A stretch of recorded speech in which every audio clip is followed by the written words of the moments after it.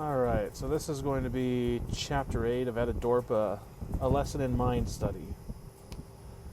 The door of the cabin was open when I awoke. The sun shone brightly, and my friend, apparently happy and unconcerned, said, "Father, we must soon start on our journey.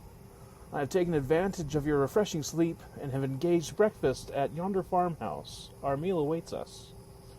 I arose, washed my wrinkled face, combed my white hair, and shuddered as I saw in a pocket mirror the reflection of my figure, an aged and apparently decrepit man. "Do not be disturbed at your feeble condition," said my companion. "Your infirmities are not real. Few men have ever been permitted to drink of the richness of the revelations that await you, and in view of these expectations, the fact that you are prematurely aged in appearance should not unnerve you. Be of good heart, and when you say the word, we will start on our journey, which will begin as soon as you have said farewell to former friends and acquaintances." I made no reply, but silently accompanied him, for my thoughts were in the past, and my reflections were far from pleasant. We reached the farmhouse, and as I observed the care and attention extended me by the pleasant-faced housewife, I realized in one respect at least old age brought its compensation. After breakfast, a man appeared from the farmer's barn, driving a team of horses attached to an open spring wagon, which, in obedience to the request of my guide, I entered, accompanied by my young friend, who directed that we be driven toward the village from which I had been abducted. He seemed to know my past life as I knew it. He asked me to select those of my friends to whom I first wished.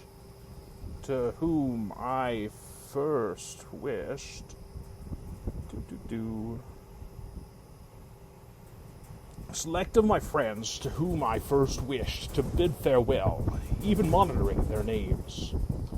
He seemed all that a patient, faithful son could be, and I began to wonder at his audacity even as much as I admired his self-confidence. As we journeyed onward, we engaged in a familiar talk. We sat together on the back seat of the open spring wagon, in full sight of passers, no attempt being made to conceal my person. Thus, we traveled for 2 days, and on our course, we passed through a large city with which I was acquainted, a city that my abductors had previously carried me through and beyond.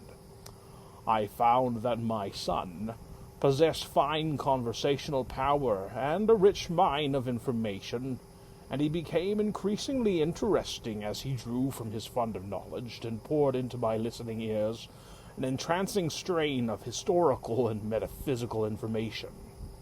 Never at a loss of words for an idea, he appeared to discern my cogitations, and as my mind wandered in this or that direction, he fell into the channels of my fancies, and answered my unspoken thoughts, my mind questions, or meditations, as pertinently as though I had spoken them.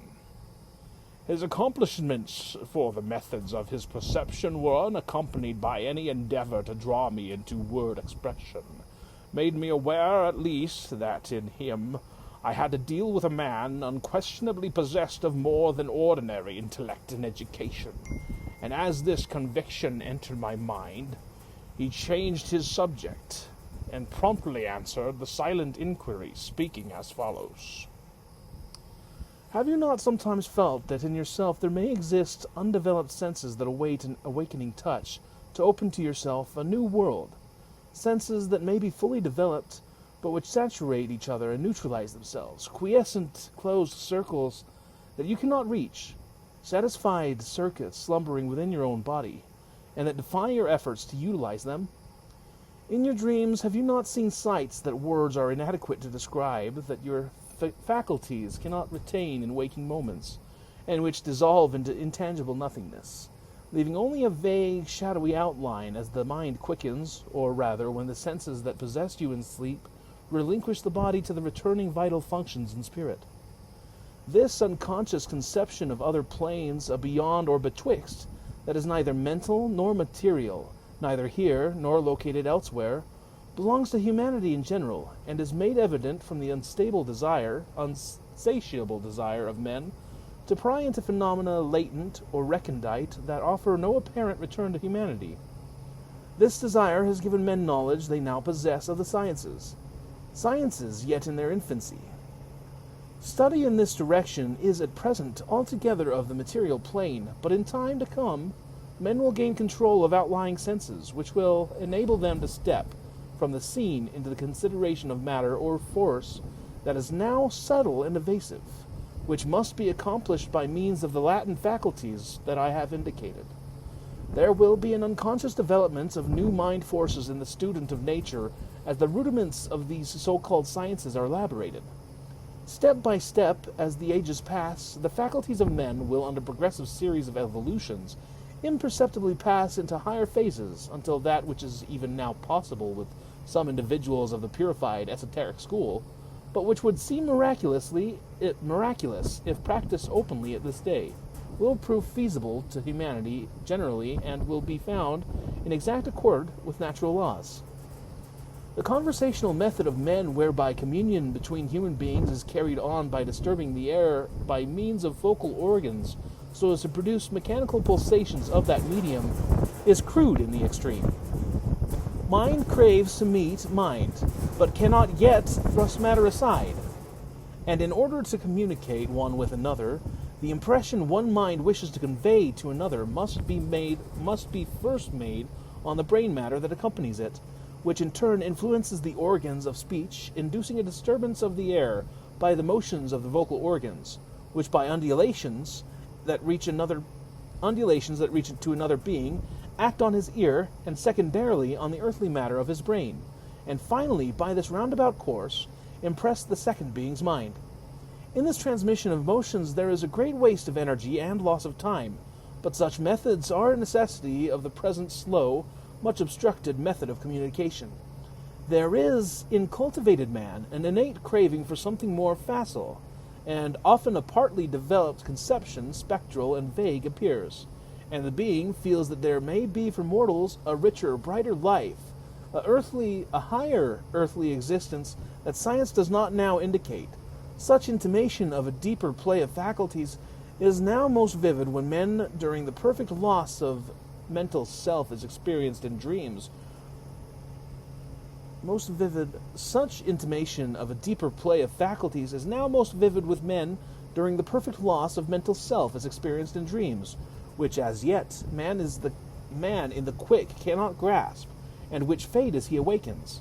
As mental sciences are developed, investigators will find that the medium known as air is unnecessary, as a means of conveying mind conceptions from one person to another, that material sounds and word pulsations are cumbersome, that thought force unexpressed may be used to accomplish more than speech can do, and that physical exertions, as exemplified in motion of matter such as I have described, will be unnecessary for mental communication.